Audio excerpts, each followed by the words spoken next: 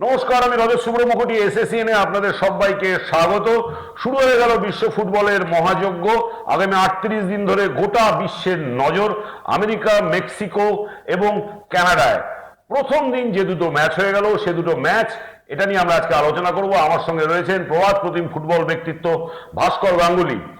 প্রথম যে ম্যাচ হলো মেক্সিকোর অ্যাজটেক স্টেডিয়ামে, তাতে মেক্সিকো 2-0 গোলে হারিয়ে দিল সাউথ আফ্রিকাকে। এবং এই যে খেলা শুরু হলো, খেলা শুরুর সব থেকে যে ইন্টারেস্টিং, দারুণ লাগলো, আপনারা প্রত্যেকেই দেখেছেন যে মেক্সিকান ওয়েভ বলে যে আমরা আগে শুনতাম, মেক্সিকান ওয়েভ, সেই মেক্সিকান ওয়েভকে এবার রিপ্লেস করলো সোমব্রেরো হ্যাট। মেক্সিকানদের যে নিজেদের হ্যাট, সোমব্রেরো হ্যাট, সেই সোমব্রেরো হ্যাট তারা সবাই মাঠের মধ্যে ছুড়ে দিচ্ছেন। স্টেডিয়ামে সোমব্রেরো হ্যাটের ঝড়, সবুজ আর একটা লালের একটা কম্বিনেশনে সব উড়ে যাচ্ছে, একদম পাখির মতো ফ্লোট করছে, একটা অসাধারণ দৃশ্য। এবং এই অ্যাজটেক স্টেডিয়ামে 2 গোলে জিতে গেল মেক্সিকো, তারা হারালো সাউথ আফ্রিকাকে। এবং প্রথম গোলটি করলেন জুলিয়ান কুইনোস, গোলকিপারের পায়ের তল দিয়ে গোল হলো। ভাস্কর দাকে সে বিষয়ে আমরা আলোচনা করব। এবং দ্বিতীয় গোলটি করলেন রাউল জিমেনেস। এই রাউল জিমেনেস সম্বন্ধে একটা কথা এখানে একটু আপনাদের বলে রাখি। রাউল জিমেনেস এটা তার 4th ওয়ার্ল্ড কাপ খেলছেন। 2020 সালে আর্সেনালের সঙ্গে একটা খেলায় জিমেনেসের মাথায় চোট লাগে এবং সেই চোটটা একটা স্কাল ফ্র্যাকচার করে দেয়। এই স্কাল ফ্র্যাকচার হওয়া একজন ফুটবলার, তিনি এই 6 বছর পরে একটা ওয়ার্ল্ড কাপে হেড দিয়ে তার প্রথম গোলটি করলেন। ভাবুন কতটা অধ্যবসায়, কতটা ডেডিকেশন, কতটা লড়াই করার ক্ষমতা থাকলে একটা স্কাল ফ্র্যাকচার হয়ে যাওয়া লোক সে বিশ্বকাপের ময়দানে খেলছেন এবং তাতে হেড দিয়ে গোল করছেন। তবে 2026 বিশ্বকাপে ইতিহাসের পাতায় নাম তুলে রাখলেন জুলিয়ান কুইনোস, বিশ্বকাপের প্রথম গোলটি করে। এবং এই 38 দিন ধরে টুর্নামেন্ট চলতে থাকবে, সবার নজর থাকবে শেষ গোলটি কে করেন তার ওপর। শুরুতে একটু ভাস্করদার সঙ্গে আলোচনা করে নিই। ভাস্করদা, প্রথম যেই ম্যাচটা, সেই ম্যাচটা ওভারঅল কেমন লাগলো? আমি গতকালই বলেছিলাম প্রিভিউতে যে আমরা পৃথিবীর সব যে টিম খেলছে ওয়ার্ল্ড কাপে, তাদের অনেকেরই খেলা আমরা দেখিনি। তার মধ্যে সাউথ আফ্রিকাও পড়ে, মেক্সিকো টু সাম এক্সটেন্ট পড়ে। তো প্রথম ম্যাচটা ওয়ার্ল্ড কাপ বলে কথা, সেখানে যা উত্তেজনা থাকে এবং নিজের মাটিতে, দেশের মাটিতে খেলা, মেক্সিকোর একটা অ্যাডভান্টেজ তো ছিলই এবং তারা যোগ্য দল হিসেবেই জিতেছে। যদিও প্রথম গোলটির ক্ষেত্রে সাউথ আফ্রিকার গোলকিপারের একটু ভুল আছে। আমাকে তুই বলছিস পায়ের তল দিয়ে বলটা গড়ে গেছে, তার থেকেও বড় ভুল যেটা, যে পাঁচটা করেছে বল পাওয়ার পর ওর স্টপারকে, ওর দেখা উচিত ছিল যে পিছনে একটা স্ট্রাইকার রয়েছে, অপোনেন্ট স্ট্রাইকার। সেই কারণে ডিফেন্ডারটা বল ধরতে একটু ভুল করার ফলে মানে ডিফেন্সিভ ল্যাপসে গোল, ল্যাপসের জন্য গোল। তারপরে যেটা হয়েছে সেটা পায়ের তল দিয়ে গোলে, সেটাও বলটা ধরা উচিত ছিল। এটা অস্বীকার করে কোনো লাভ নেই।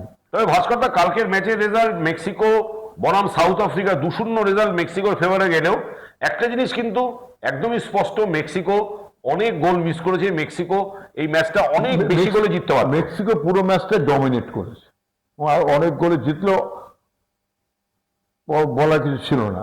একটু কিছু যেটা বললি, স্কাল ইঞ্জুরির পর 6 বছর পর খেলতে হেডে গোল করলো, এটা ফুটবলারদের পক্ষে সম্ভব। অবিশ্বাস্য ব্যাপারটা সম্ভব, কারণ এতে মানুষের কি লেভেলে থাকলে একটা প্লেয়ার 2020 সালে স্কাল ইঞ্জুরি পরেও 2026-এ নেমে হেডে গোল করলো। এবং এটা তার 4th বিশ্বকাপ, চতুর্থ বিশ্বকাপ। মানতেই হবে তার খেলার প্রতি যে আগ্রহ, খেলাকে ভালোবাসা, ফুটবলকে। এই চতুর্থ বিশ্বকাপ হয়েছে, অংশগ্রহণ করে এবং প্রথম খেলাতে গোল করেছে। আচ্ছা, এখানে আরেকটা জিনিস বলে রাখি, গতকাল আপনারা যারা ম্যাচ দেখেছেন, 3টে রেড কার্ড হয়েছে। সাউথ আফ্রিকা 2টো রেড কার্ড দেখেছে এবং একটা সময় তারা 9 জনে খেলে, এবং মেক্সিকো জয়ী দল, তাদেরও একজন রেড কার্ড দেখেন। এবার কিন্তু একটা জিনিস মাথায় রাখতে হবে, এবার এবারের বিশ্বকাপে রেফারিং একটা অত্যন্ত গুরুত্বপূর্ণ রোল প্লে করতে চলেছে। কেন এবার ফিফার নতুন কিছু নিয়ম এসছে। এই নতুন কিছু নিয়ম ফুটবলটাকে আরো বেশি অ্যাট্রাকটিভ বানাবে। সেই নিয়মগুলো একটু আপনাদের সামনে বলি। যে কোনো দল যদি একটা প্লেয়ারকে পরিবর্তন করে, সেই পরিবর্তিত প্লেয়ারকে 10 সেকেন্ডের মধ্যে তাকে মাঠের বাইরে যেতে হবে এবং যিনি নামছেন তাকে ঢুকতে হবে। 10 সেকেন্ডের যদি দেরি হয়ে যায় তাহলে কিন্তু ওই দলকে 1 মিনিট 10 জন প্লেয়ারে খেলতে হবে, এবং 10 জন প্লেয়ারে খেলাটা কিন্তু অনেক সময় ওই 1 মিনিটের অনেক কিছু চেঞ্জ করে দিতে পারে। 2 নম্বর, থ্রো বা গোল কিকের সময় 5 সেকেন্ড সময় দেওয়া হবে। আমার সঙ্গে ভারতের বিখ্যাত গোলকিপার বসে আছেন। 5 সেকেন্ডের মধ্যে একজন গোলকিপারকে গোল কিক নিতে হবে বা থ্রো করতে হবে 5 সেকেন্ডের মধ্যে। যদি 5 সেকেন্ড অতিক্রান্ত হয়ে যায়, ভাবুন, যদি 5 সেকেন্ড অতিক্রান্ত হয়ে যায় তাহলে কিন্তু গোল কিক যেই দল পেয়েছে তাদের বিরুদ্ধে কর্নার পেয়ে যাবে অপোনেন্ট দল। একটা কর্নার পাওয়া, যেটাকে বলে ডেড বল সিচুয়েশন, সেটা কিন্তু তাহলে তাদের জন্য মারাত্মক বিপজ্জনক হয়ে যেতে পারে। তাই 5 সেকেন্ডের মধ্যে তাকে গোল কিক মারতে হবে। আর থ্রো এর ক্ষেত্রে যদি 5 সেকেন্ডের দেরি হয়ে যায় তাহলে অপোনেন্ট টিম থ্রো পেয়ে যাবে। আরেকটা গুরুত্বপূর্ণ নিয়ম কি এসছে, যে ফেক ইঞ্জুরি যে ফুটবলাররা করেন, যার জন্য নেইমারের নাম বারবার বিখ্যাত হয়।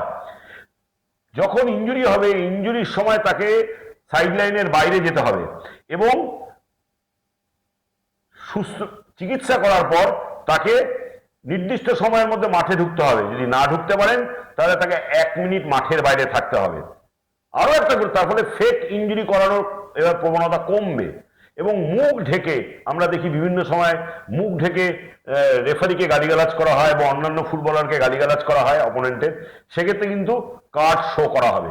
তার ফলে এই নিয়মগুলো ফিফা এবার চালু করেছে ফুটবলকে আরো বেশি অ্যাট্রাকটিভ করতে, ফুটবলের সময় অপচয় নষ্ট করতে, এবং গত বছর একটা ম্যাচ হয়েছিল লাস্ট ওয়ার্ল্ড কাপে, সেখানে 26 মিনিট ইনজুরি টাইম অ্যাড হয়েছিল। এসব মাথায় রেখে ফিফা ফুটবলকে আরো বেশি ইন্টারেস্টিং করতে যাচ্ছে। তো আমরা যে আলোচনা করছিলাম, ভাস্কর ভাই, এটা গোলকিপার যদি গোল কিক 5 সেকেন্ডের না মারে তাহলে অপোনেন্টকে কর্নার দিয়ে দেওয়া হবে, এটা কতটা বিপজ্জনক হতে পারে? এটা এই কারণেই করা হচ্ছে আমার মনে হয়, আগে গোলকিপার বল বসে টাইম নষ্ট হতো। ইদানিং গোলকিপার হচ্ছে বক্সের মধ্যে পাস করতে পারে, ইজি পাস করতে পারছে, এনাফ টাইম। এটা খেলায় স্পিড আনার জন্য এই যে নিয়মটা চালু করেছে, এটা স্বাগত।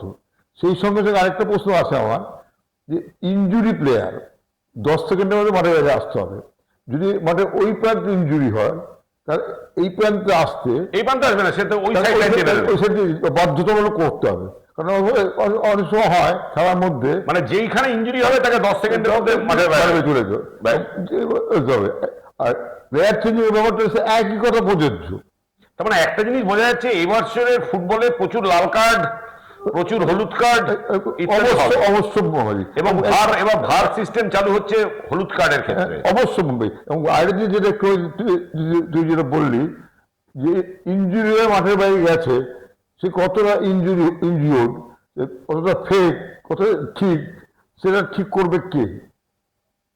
ডাক্তার যদি বলে ইনজিওর্ড না, তাও সত্যি নাকামো করে, মূল পারপাস হচ্ছে তোমাকে ফেক ইনজুরি করে যে ঘন্টার পর ঘন্টা মাঠের মধ্যে পড়ে থাকা, চলবে, সেটা এবার চলবে না। এবং এই ফুটবলটাকে আরো চিত্তাকর্ষক করার জন্য, অ্যাট্রাক্টিভ করার জন্য এই যে আইনগুলো এসছে, এটা খুব ভালো আইন এসছে। আরেকটা আইন আমার মনে হয় উচিত ছিল, যে গোলকিপার বল ধরলেই শুয়ে পড়ে, সে সময় নষ্ট করে, আননেসেসারি, এটা কোনো যৌক্তিকতা নেই। এবার আমরা প্রথম ম্যাচে যে দেখলাম যে মেক্সিকোর খেলা, ঘরের মাঠ, আজটেক স্টেডিয়াম, এবং সেখানে তাদের মধ্যে ইমোশন ছিল, তাদের ফুটবলে আবেগ ছিল, তাদের ফুটবলে শিল্পীর টাচ ছিল, এই সমস্ত ছিল।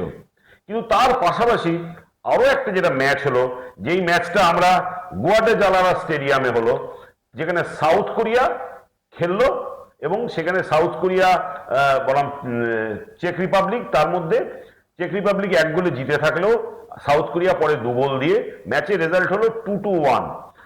সাউথ কোরিয়া যে এই মুহূর্তে এশিয়ার ওয়ান অফ দ্য শ্রেষ্ঠ ফুটবল শক্তি, সেটা কিন্তু কালকে ভাস্করদা প্রমাণিত হয়ে গেল। তাদের খেলার মধ্যে আবেগের তুলনায় স্ট্র্যাটেজির জোর বেশি ছিল, প্রিসিশন পারফেক্ট যে বিষয়টাকে বলা হয় সেটা অনেক বেশি ছিল, এবং কোনো সময় মনে হয়নি যে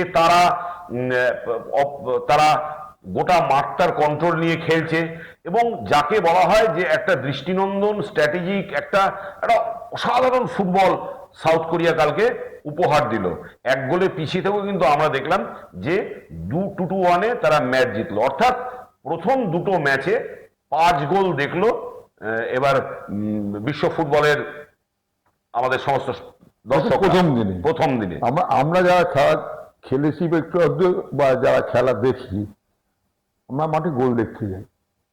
প্রথম দিনে 5টা গোল, এটা ইতিবাচক দিক। এবং গতকালই তোর সঙ্গে আলোচনায় বলছিলাম, যেটা একটু আগে বলছিলাম, যে অনেক দেশকে আমরা দেখিনি তারা কিরকম ফুটবল খেলে। সাউথ কোরিয়ার খেলাটা আমি মোটামুটি জানি, যে স্পিডে খেলে যে কোনো টিমকে ওরা ধাক্কা দেওয়া। তোমার আমলে তো সাউথ কোরিয়ার বিরুদ্ধে তোমরা খেলেছো। সেটাই তো বললাম আমি, যে সাউথ কোরিয়া ফুটবলটাকে চিনেছি বা জানি আমি। আজকে ভোর রাত্রে সাউথ কোরিয়ার যে ফুটবলটা খেললো, মোটামুটি 2-1 রেজাল্ট থেকে আরো বেশি করে সাউথ কোরিয়া করতে পারছে। তোমার সাউথ কোরিয়া ম্যাচের স্মৃতি মনে আছে কিছু? কত সালে খেলেছে? আমার স্মৃতি, মানে আমাদের স্মৃতি দিতে কোনো লাভ নেই। না, মনে আছে কি ছিল তখন? খেলেছে সাউথ কোরিয়ার সময়। কি ছিল সে রেজাল্ট কি হয়েছিল? ফার্স্ট নেহরু গোল্ড কাপ 2-1 করেছিলাম। কত সালে? 82? হ্যাঁ, 82। সাউথ কোরিয়াকে আমরা 1 গোলে হেরে গেছিলাম। নেহরু গোল্ড কাপে ওই সাউথ কোরিয়া আমার ভারতের 2-2 রেজাল্ট হয়েছিল। কে কে গোল করেছিল মনে আছে? অত মনে আমার মনে নেই, বুঝতে পারি। তুমি বলেছিলে, তুমি তো ক্যাপ্টেন। ভুলবশত ক্যাপ্টেন ছিলাম। তুমি ক্যাপ্টেন ছিলে সেই সাউথ কোরিয়া 82 সালে। না, এটা দর্শকদের জানা উচিত, 82 সালে south Korea Nehru gold cup, প্রথম নেহরু গোল্ড কাপে ভারতের সঙ্গে 2-2 গোলে ড্র হয়েছিল। সেই ভারতীয় দলের ক্যাপ্টেন আমার পাশে বসে আছেন ভাস্কর গাঙ্গুলি। 82 সাল, তারপর দিয়ে প্রায় 44 বছর। এই 44 বছরে সেই সাউথ কোরিয়া আজকে ওয়ার্ল্ড কাপ খেলছে। প্রথম ম্যাচে তারা 2-1 জিতলো। তাদের ফুটবল কতটা উন্নত হয়ে গেছে। শুধু এই ওয়ার্ল্ড কাপ না, ওয়ার্ল্ড কাপ খেলে যাচ্ছে। এবং আজকে আমাদের ফিফা র্যাঙ্কিং এ 139। তারা যে স্পিডে আজকে খেলা শেষ করলো, ওরা 2-1 রেজাল্টটা থেকে 4-1 হতে পারতো। এত ভালো ফুটবল। চেকোস্লোভাকিয়ার গোলকিপার কতগুলো ব্রিলিয়েন্ট সেভ করেছে। না, আমি একটু জানতে চাই, একটু স্মৃতির ইয়েতে একটু ঘোরাফেরা করতে ইচ্ছা করছে। 2-2 যে ড্র হয়েছিল যে ম্যাচটা, সেই ম্যাচে কি মিহির বোস একটা গোল করেছিল?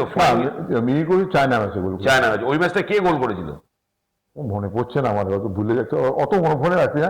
একটা কথা বলি, আমার অনেকে বলতে পারে আমাদের দেশে 2-1 করেছে। আমরা সাউথ কোরিয়াতে গিয়েও সাউথ কোরিয়ার সঙ্গে প্রায় ড্র করে দিয়েছিলাম, যদি না আমরা একটা সুইসাইড গোল খেতাম। 1 গোলে হেরেছিলাম, 1 গোল সুইসাইড গোল হেরে গেছিলাম। সুতরাং সাউথ কোরিয়ার সঙ্গে তখনই আমি বুঝতে পেরেছি সাউথ কোরিয়া ফুটবলে ভবিষ্যৎ আছে। এবং ওরা যে স্পিডে অপারেট করে, সাউথ কোরিয়া, জাপান, যে স্পিডে অপারেট করে, ওরা এখন ওয়ার্ল্ড ফুটবলে একটা ভালো দল। এবং তুই একটু যদি তাকিয়ে দেখিস ওয়ার্ল্ড ফুটবলের দিকে, সাউথ কোরিয়া, জাপান, এদের অনেক প্লেয়ার ইউরোপে কিন্তু রেগুলার খেলছে। সাউথ কোরিয়া আমি গতকালও বলেছিলাম, এদেরকে ছোট করে ভুল করবে না। এটাই মানে দর্শক, এটাই কিন্তু খুব ভেরি ইন্টারেস্টিং যে আজ থেকে 44 বছর আগে যেই টিমের সঙ্গে ভাস্কর গাঙ্গুলির নেতৃত্বে ভারত 2-2 ড্র করেছিল, তারা গত কয়েকটা বিশ্বকাপ ধরে খেলছে, তারা এশিয়ান ফুটবলে রিপ্রেজেন্ট করছে, কালকে 2-1 জিতলো। এবং তার যার সঙ্গে যেই টিম ড্র করেছিল সেই ভারত কিন্তু আজকে ফিফা র্যাঙ্কিং এ তালিকায় নামতে নামতে 139-এ পৌঁছে গেছে। বিশ্বকাপ তো দূরস্ত, তারা তাদের যা ফুটবলের, ভারতের যা ফুটবলের বর্তমান অবস্থা, তা সত্যি ভারতীয় দর্শক হিসেবে বা ভারতবাসী হিসেবে আমাদের লজ্জা দেয়। আমাকে ফুটবলার আমরা খুব লজ্জিত যে আমরা উঠতে পারছি না কেন। আচ্ছা, এই ক্ষেত্রে পরবর্তী যে ইস্যুটা আছে যে আজকের প্রথম খেলা ইউএসএ বনাম প্যারাগুয়ে এবং Canada versus Bosnia. USA host country এবং ইউএসএ আমরা জানি গত কয়েক বছর ধরে ইউএসও ফুটবলে ডেভেলপ করার চেষ্টা করছে এবং আগে বেকহ্যাম, কখনো বেকহ্যাম, তারপরে মেসি যাওয়াতে তো এখন ইউএসএর ফুটবলও অনেকটা উন্নতি হয়ে গেছে। ইউএসএ খুব বেটার ফুটবলও খেলে। তো আজকে আমরা যাচ্ছি না যে ইউএসএ কি খেলতে পারে, প্যারাগুয়ে কি খেলতে পারে, বা কানাডা বা বসনিয়া কি খেলতে পারে, কিন্তু হোস্ট কান্ট্রি প্রথম ম্যাচে জিতেছে, মেক্সিকো জিতেছে। আজকে কানাডা এবং ইউএসএ দুজন প্যারাগুয়ে এবং বসনিয়ার বিরুদ্ধে খেলতে নামছে। আশা করা যাচ্ছে যে যেভাবে গোল হচ্ছে এই ম্যাচগুলোতেও গোলের বন্যা বইবে, এবং সব থেকে বড় কথা যে কার্ড, রেফারির কড়া মনোভাব এবং ফিফার কড়া রুল এবারের বিশ্বকাপে কিন্তু প্রতি কটা ম্যাচকে অনেক বেশি করে চিত্তাকর্ষক করতে যাচ্ছে। এসএসএন দেখতে থাকুন। প্রতিদিনের ম্যাচ নিয়ে আমরা ভাস্করদা সহ আরো প্রাক্তন বিখ্যাত ফুটবলারদের সঙ্গে চুলচেরা বিশ্লেষণ করব, কাটাছেড়া করব।